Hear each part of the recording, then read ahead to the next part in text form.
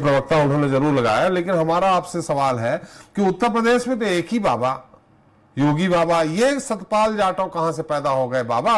और इतने लोग इस तरह की किसी प्रवचन में, देखिए दर्शन के लिए किसी तीर्थ स्थल पे जाने पे भगदड़ मची है, मरे हैं, आंकड़े बताते हैं कहीं 100 का भी आंकड़ा पार हुआ, लेकिन किसी भी बाबा के सत्संग में पहुंचने पे इतनी बड़ी संख्या में लोग काल कालवित हो जाएं, ये हमें लगता है हिंदुस्तान की पहली घटना है।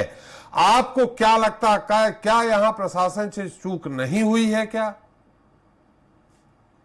त्रिपाठी जी, प्रथम दृष्टया हम इस बात को स्वीकार करते हैं जी कि जो जिले के अंदर जी जिम्मेदार अधिकारी हैं वो प्रथम दृष्टया दोषी हैं, इसमें कहीं कोई दो राय नहीं है जी।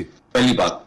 दूसरी सबसे महत्वपूर्ण बात, हमारी सरकार के दौरान प्रयागराज में कुंभ आयोजित हुआ था और 26 करोड़ से ज्यादा लोगों ने उसमें प्रतिभाग किया था, उसमें स्नान किया था और बहुत सारे पंडाल भी लगे थे जी। कितना बेहतर, कितना सुंदर मैनेजमेंट हुआ था, प्रबंधन हुआ था, वो ऐतिहासिक था। भूरी भूरी प्रशंसा विश्व के तमाम लोगों ने की थी उस आयोजन की।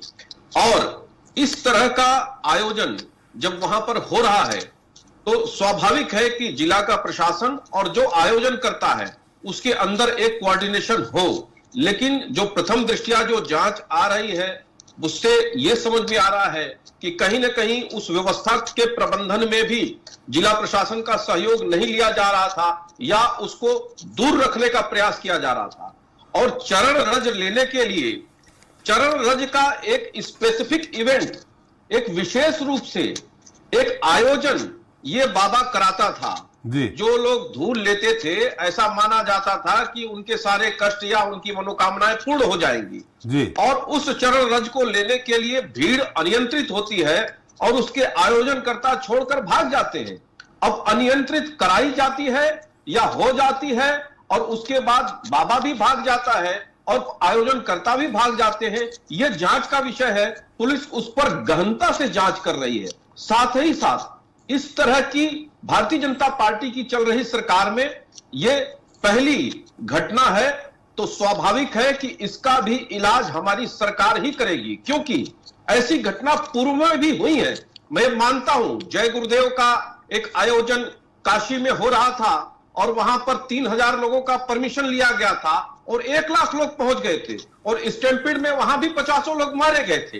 प्रतापगढ़ में स्टैम्पिड हुआ, उसमें लोग मारे गए। तो इस तरह की पूर्व में घटनाएं हुई थी, उसका एक स्टैंडर्ड ऑपरेटिंग प्रोसीजर प्रशासन जारी करता है, लेकिन बहुत जगह पर इसको फॉलो नहीं किया जाता है। अपने तरीके से अपना कानून वहां पे आयोजनकर्ता लगाते हैं, उसको चलाते हैं और कहीं ना कहीं प्रशासन की शिथिलता भी दिखती है। लेकिन यह बहुत ही दुखद और बहुत ही क्रोधित करने वाली घटना है।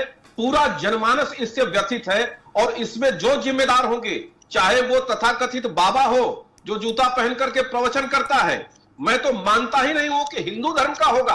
हिंदू धर्म में तो इस प्रकार की व्यवस्था ही नहीं कि कोई बाबा इस तरीके से प्रवचन करे।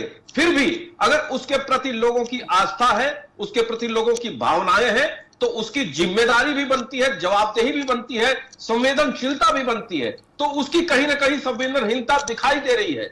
और यह उत्तर प्रदेश में जीरो टॉलरेंस की सरकार है किसी भी प्रकार के अपराध के प्रति। मैं आपको भरोसे के साथ कह सकता हूं कि आप चंद समय इंतजार करिए, निश्चित रूप से इसका भी पटाक्षेप होगा और भविष्य में कभी इस प्रकार की घटना न घटे उसके लिए आमूलचूल परिवर्तन भी होंगे और कानून भी बनेंगे और कड़े कानून बनेंगे जिसके आधार पर ऐसे लोग दंडित भी किया जा सके। गौरव जी